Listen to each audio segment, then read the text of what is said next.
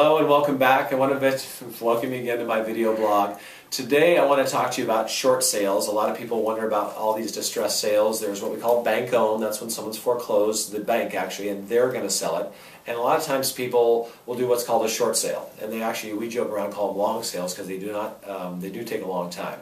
So a short sale is simply when someone owes more on the house than it's worth and they don't have the money to write a check, or they choose not to write a check to make up the difference. So for example, if you're selling a house for $400,000 and you have a loan or several loans for $500,000, where you're what we call upside down.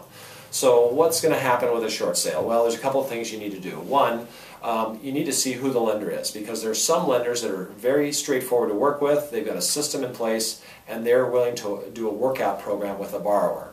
So if you're selling a house and you have a $500,000 loan and a $400,000 house, people go, well, how much money do I have to come up with? Well, in most cases, nothing, because when the bank looks at that, they'll look at whatever the offer price is. Let's say it's a little less, $390. They subtract commissions, closing costs, back payments, all that sort of thing, and they just take it off the loan. So if they had a $500,000 loan, they sell a house for $400,000, they take off commissions, closing costs, back payments, some taxes, the bank might end up with $350,000.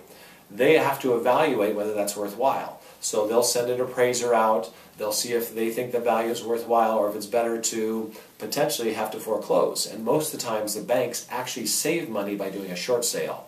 Now, why would a seller or a property owner do a short sale rather than just giving the property back to the bank? A couple of things. One, it can take longer. It extends the time where you live in your house. Two, your credit is not damaged as much, and I'm not going to give you any legal advice, but always we're going to recommend you see an attorney and or an accountant to see the implications, because it is a serious decision to go this route. It's way more common and way more prevalent than I've ever seen in my 20 years. So that's a basic overview of short sales. They're somewhat common. They're 20 to 30% of the sales in this area. They're much higher in other areas, and really you just need to evaluate on a case-by-case basis. So we can help you do that, let you know what the implications are, put you in touch with the right people, and let you know if that's a solution that you need. So if you have friends or family, they're deliberating with this, any conversation would be totally confidential. Just give us a call at 805-781-3750. Thanks again for sending these blogs on to all your friends. We get lots of calls from it, so we appreciate that, and we'll talk to you soon.